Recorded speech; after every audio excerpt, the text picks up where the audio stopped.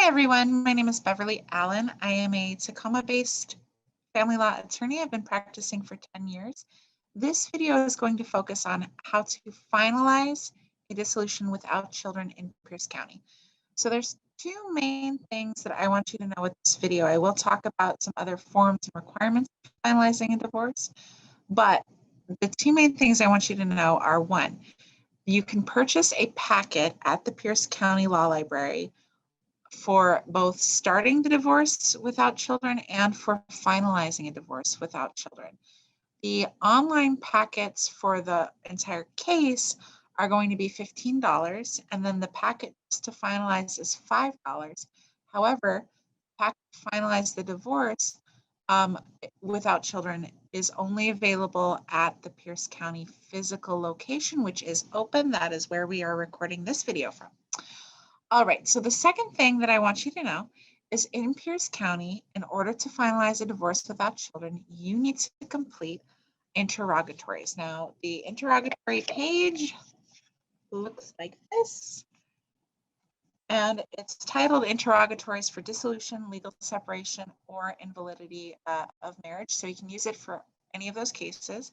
But what it is it lists out information such as the identity of the parties, when the parties were married, whether they're residents, other information that the court needs to be able to determine in order to finalize the case. So in Pierce County, you can find these at the Pierce County Superior Court. You can also Google Pierce County interrogatories for dissolution, and that should take you to the website. You will not find this form on courts.wa.gov/forms. That is the main place that I send people to look for forms. But this particular form, the interrogatories, is a Pierce County specific form. Okay, so those are the two main things that you need to know.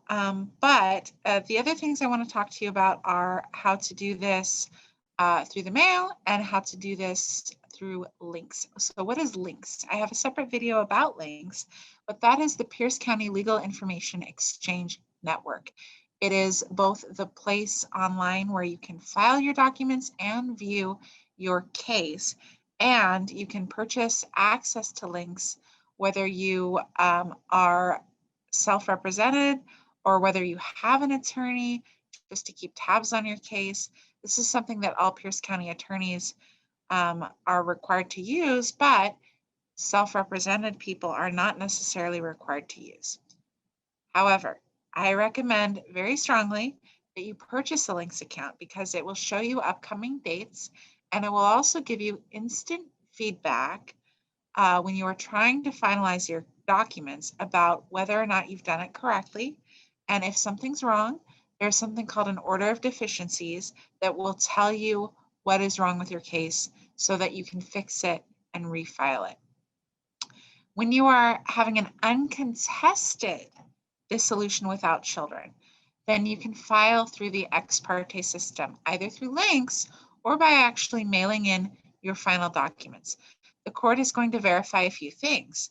They're going to verify that you either have an acceptance of service or proof of service. They're also going to verify that it has been at least 90 days since service was accomplished and the petition was filed.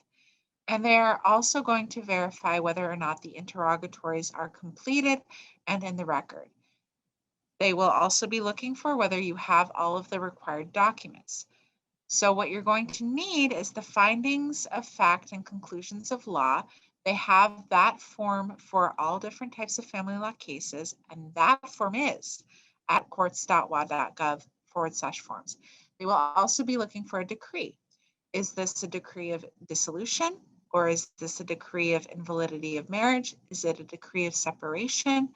The decree is the final order that actually changes your marital status.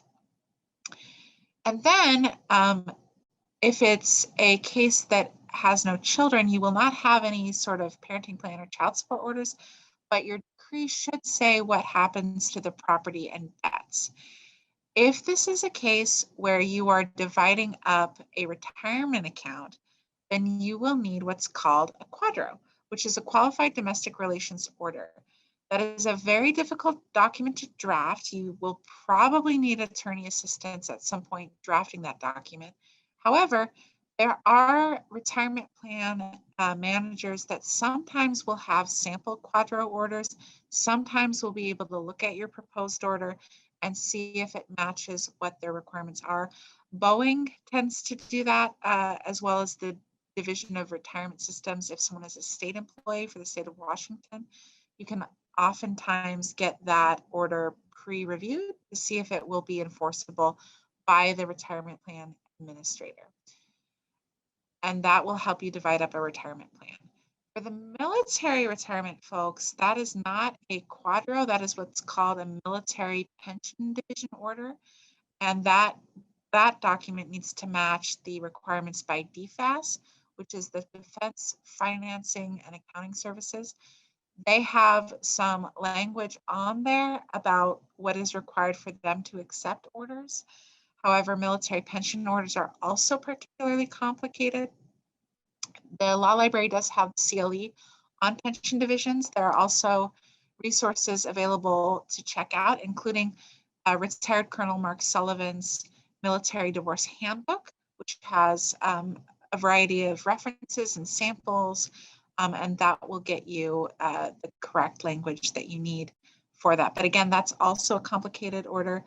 The reason I mention it is because even without children, oftentimes divorces do involve either a military pension or a retirement plan or 401k. So you will need to address those issues in your decree, and it helps to have the documents that you need to divide that property. Of course, you can avoid the issue entirely by simply awarding retirement plans or pensions to the person whose name that account is held. In that case, you do not need an order dividing it. However, these pensions and retirement accounts oftentimes have significant value. So in order to make sure that that's a fair distribution of assets and debts, you as the non-retirement account holding party may want to ask for something else to offset the value of that account. If you and the other party are in agreement, though, the court is not going to question that agreement or weigh dollars and cents in order to decide to sign off. If you are both consenting adults and are informed on what the assets and debts are, then the court will treat that as a contract and will accept it and sign it. So again, though, if you would like to know and have instant feedback on your final orders, sign up for a LINX account so that you can be assured that your orders have in fact been signed and that you'll get instant feedback on whether or not there's a problem. And that document that tells you what the problem is called an order of deficiencies. That will tell you what you did wrong and how to correct it. So again, my name is Beverly Allen. If you have any further questions on this topic or any other topic, feel free to request a video by contacting the Pierce County Law Library, or you can also go to my website, legalcoach.com. I'm happy to answer questions or record further videos to assist the public in navigating your divorce in Pierce County. Thank you for watching.